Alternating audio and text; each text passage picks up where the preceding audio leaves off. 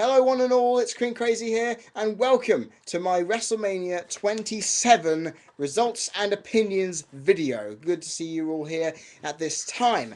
Now, this event, I went into it feeling really underwhelmed because the card wasn't singing classic at me a lot.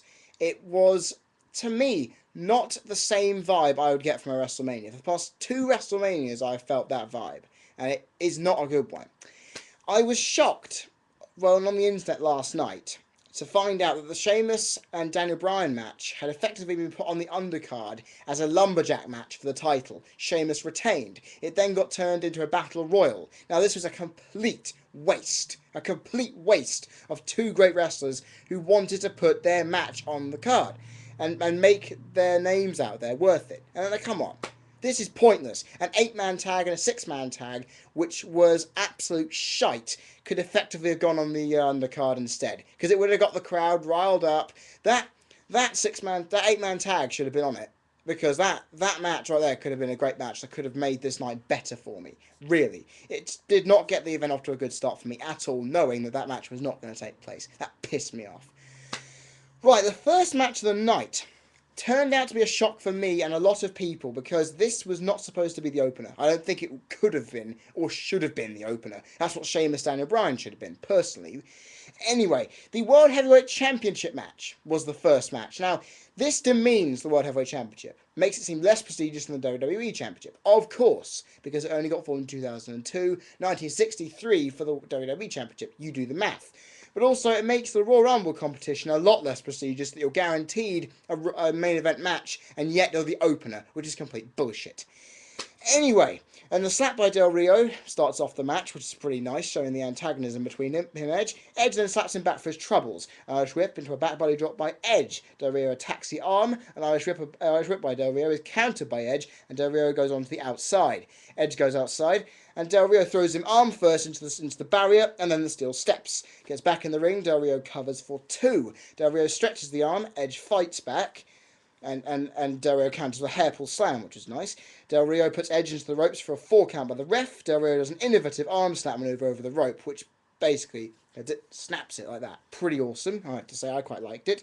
Goes outside the ring, throws Edge's arm into the announce table, gets in the back in the ring for a 2 count. Del Rio works throwing back on the arm, Edge is really selling it. Del Rio runs to hit Edge with a drop kick, but flies right through the ropes, which was cool. Edge follows on a top rope dive to the outside. Del Rio throws Edge with an arm drag on the top rope. Now, Edge on the top rope, throws him straight off arm drag on the injured arm. Nice. Really hits it well, I have to say. Where am I? Like I always say, sorry if I get lost. That gets a 2.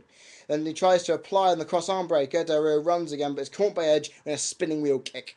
Definitely worth that. It was a good thing to see. Del Rio gets up, walks into a big boot. Edge runs, punches Del Rio in the face, followed by a flapjack for 2. Del Rio does a code breaker like shoulder breaker move on the arm, which I absolutely loved.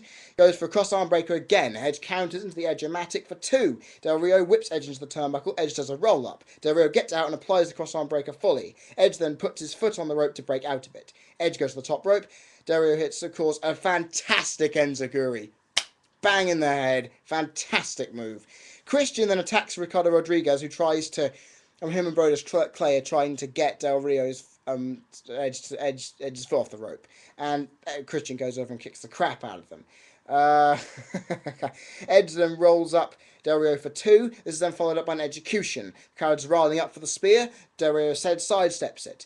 And Brodus Clay attacks Edge's arm into the turnbuckle post, and Del Rio applies the cross arm breaker on. The crowd is going nuts, believing that Del Rio will actually end up winning this thing. Edge fights it into a cover for 2. Edge applies the educator. Christian gets Brodus Clay off of the apron with a spinning DDT to the floor, which is awesome. And Del Rio fights the hold, gets out, turns round, hits the spear. Edge hits the spear for the 3. Now this isn't really... the match is over, but the whole thing isn't over, of course. Edge and Christian start smashing up Del Rio's car with some pipes and tire irons. Now, I have to admit, this was an opener which was fast-paced, had some cool, unique moves, good selling of the arm, and it showed both men's ability and talent in the ring. I'll give this 3.5 stars. It would have been more if I believed the match was a little bit longer, and Christian got interfered and did more, because he should have done more. He should have done more, instead of just helping Edge. I'd love to just see him turn on Edge and make it good. The next match that followed was Cody Rhodes defeating Rey Mysterio. Now, this I predicted and I got it bang on. Cool new music really embodies Cody Rhodes' heel character and effectively does the job. Cole and Josh Matthews arguing is fun as hell to hear because they really are getting on each other's nerves. Cody throws Rey onto the apron. Rey tries to take off his mask, does a Hurricane Rana, which is nice. Cody goes right for the knee brace to try and take that off. Throws Rey into the turnbuckle. A springboard kick by Cody gets 2. Fist drop and a knee drop to the face, followed by a camel clutch for Cody. Rey fights out, Irish whip countered by Mysterio. Head scissors by Rey into an arm stretch, which I have to admit, it doesn't look very good on screen, mind you. Rey goes into the ropes, gets pulled into an Alabama slam for 2, which I think really you don't see enough of that move nowadays. Cody goes again for the knee brace, but Rey fights out. Rey gets pushed into the ropes by the knees of Cody. The Irish whip into the turnbuckle. Rey counters and goes to the top rope. Cody then holds Rey up in a superplex position, and it just literally holds him straight up, like you saw people who just held him up for ages, let the blood pool to the head. From the top rope, it's fantastic. Shows his class as a wrestler for doing it, and also his strength for holding it. I know Rey isn't very heavy, but you get what I'm saying. It takes a lot to hold a guy up that long, and drops him straight down with the superflex for a pin, only gets 2. Rey is thrown into the rope, and knees back into Cody. Cody then goes for the crossroads, and Rey counters it. Rey throws Cody to the outside, follows up by a baseball slide. They go out the ring, and it whips Cody into the apron. Rey goes off the top rope into a press. Rey does a unique underarm flip underneath the legs, through into a bridge pin for 2. Rey jumps up onto the top rope and is caught by Rhodes in an electric chair position. Rey gets off out of that, springs onto the ropes again in the turnbuckle corner, gets thrown into a nice wheelbarrow suplex. That by Cody for only 2, which kind of shocked me because that looked fucking painful. Well, gosh, see, I just keep losing my notes here. A springboard flip by Rey goes into a drop toe hold for the 619 position. Cody catches Rey in his hands, which is great to see because I hate seeing the 619 happen. He then drags him around and does the rope guillotine from the second rope, not the bottom rope. And that only gets 2, surprisingly. Cody then works on strapping the knee brace and takes it off. Rey goes to the apron on the turnbuckle and goes for and hits a nice moonsault for 2. Cody takes his mask off, kicked to the gut by Rey, followed by a 619 bang in the face. He misses a splash, though, and kicks Cody in the head afterwards for 2. Rey puts the mask on and attacks Cody with it by doing a nice headbutt splash, which is nice. Only gets him 2, though. The referee is getting the mask out of the ring. Rey tries and does a suicide dive, and then Cody hits him in the face with the knee brace. Crossroads on the second rope, and that gets the win. This match was slow-paced at times. It didn't pick up a lot. However, I will say this. It showed some good moves, and it noted that Cody does have a wide moveset if given the right time. It was good to see Rey put Cody over, which I really wanted to see. It could have been better because the crowd was quiet as hell. I tell you, the match went a little too long, but I won't doubt it was an okay match. It wasn't the best match on the card. I think it had a bit more potential to be better than it was. It could have been a lot better if the slowness of it really didn't limit it down. 2 stars for me. 2 stars. Easy. I'll give it that. The Core lost. Yeah, you heard me. You heard me say that, right? The Core lost to Jobber Central and Kane. Yeah, I'm pissed off at this because the only good thing that happened in this was everybody just went ballistic, hit each other all over the place. There was a nice hip toss by Santino to tag in the Big Show. Slater got thrown around. Jackson came in with a clothesline. Kane went off the top rope. Gabriel went off the top rope himself and then got an uppercut for his troubles. Way Barrett just came in and booted. Kofi Kingston hit the Trouble of Paradise. Santino hit the Cobra on Slater after Kofi went off the top rope onto the others of the court ringside. Hit the Cobra. Knockout punch by the Big Show for 3. That was literally it. A minute or so is how long that match lasted.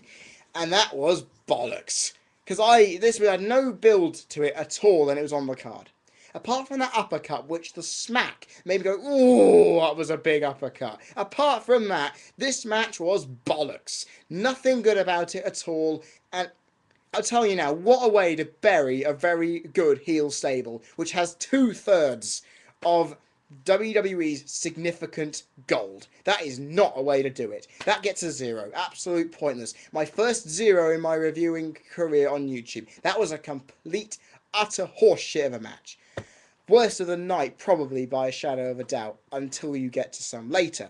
Now, Randy Orton defeating CM Punk. Now, I got this wrong. CM Punk should have won, but obviously he didn't. Punk goes right for the injured knee from the start, which is fantastic. Irish whip by Punk is countered into a clothesline by Orton. Orton throws Punk outside the ring. Punk is then thrown into the steps. He runs over them, which is lovely. Orton then, however, can't dodge it and runs into the steel step knees first. Back in the ring, diving crossbody by Punk gets 2. Fighting out of the corner, Orton gets Punk into his lovely backbreaker. Orton back in the corner though. Punk rams his shoulder onto the injured knee and pins for 2. Punk backs Orton back into the turnbuckle and hits the knee in the face, worked again on the knee for another 2 count. Punk is then hangs Orton in the Tree of Woe, which I love seeing, mind you, and he basically makes the injured knee be the only thing that's holding it, and he stands on it. Brilliant psychology, brilliant selling of the knee, and brilliant working of the knee by Punk. Punk then hangs, and he then jumps on his face coming down, and only gets 2. Punk then hangs Orton up for the GTS. Orton gets out of it and goes for the RKO. Punk then hits a roundhouse kick in the face just as it's happening. That only gets 2. Punk then goes to the top rope. Orton knocks Punk onto his balls in the corner. Orton goes up, hits a big superplex for only a 2. Punk goes outside the ring, rams Orton's knee into the steel post, wraps it round and performs a figure 4 leg lock around the steel post. Austin Hart similarities right there. I love that. Punk wraps his leg in a leg lock in the middle of the ring. The referee is having to count to 2 twice as both men's shoulders are on the mat. Definitely not good for that. And this is where it gets good psychology there, working on that leg all the way through. Orton, however, escapes, rams 2 clotheslines on Punk, followed by a power slam and a Luthez press. Yeah, the Austin similarities aren't already there, Orton. Yeah, you see what I mean. Orton similarity with Austin right there. That's then followed by an angle slam. Ooh. It's called a back suplex, though, by Cole, which is bollocks in itself. That only gets 2, believe it or not. Punk then puts Orton in the Anaconda Vice. Orton rolls Punk over to get to the ropes. Punk is on the apron, thrown into the steel post with a sickening sound, by the way, if you actually listen to it. Followed up by the Hangman DDT. Great move. Orton does his snake-style taunt, lines Punk up for the punt, and Orton's knee gives in. Great selling of the move. Great selling of the knee. Great psychology. Orton does the RKO, Punk blocks it and doesn't go to the ground. Great counter. Punk springboards off the top rope into an basically springboards straight off of the top rope. Bang! RKO gets hit out of nowhere. In slow motion it is hit perfectly. Gets the 3. It's a back and forth match. Orton, I'm pissed off that he won. I did not want him to win by any shadow of the imagination. And effectively, it was a back and forth match. Great psychology for working on and selling the knee throughout the match. Orton actually sold the injury, although, whilst typing up for his RKO, I hated that he actually walked around like the knee injury was non-existent. If you're doing something like that, you have to sell the injury.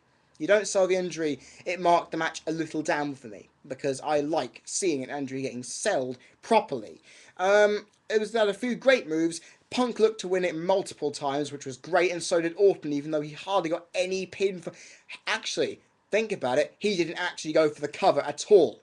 So that actually, to me, is bollocks. Knowing the heel gets all the pinfalls they can get, one move ends it and Orton gets the win. It just doesn't make sense. I don't want to see Orton win, but it showed that this was a great match with a lot of ability to show what these guys were made of, what they're capable of in the mood.